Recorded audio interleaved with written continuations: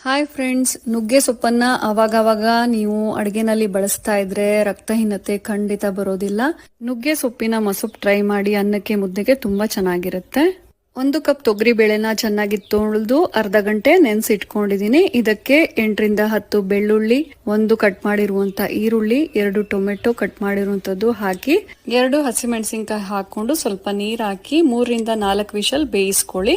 ಬೇಳೆ ಬೇಯೋಷ್ಟರಲ್ಲಿ ನುಗ್ಗೆ ಸೊಪ್ಪನ್ನ ಚೆನ್ನಾಗಿ ತೊಳೆದು ಇಟ್ಕೊಂಡಿದೀನಿ.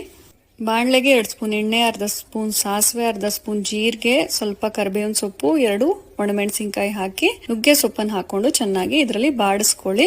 ನಂತರ ಬೇಯಿಸಿರುವ ಬೇಳೆಯನ್ನ ಹಾಕಿ ಅರಿಶಿನ, ಸ್ವಲ್ಪ ಇಂಗು, ಅರ್ಧ ಚಮಚ ಗರಂ ಮಸಾಲೆ ಪುಡಿ, ರುಚಿಗೆ ತಕ್ಕಷ್ಟು ಉಪ್ಪು ಹಾಕಿ ಚೆನ್ನಾಗಿ ಮಿಕ್ಸ್ ಮಾಡ್ಕೊಳ್ಳಿ.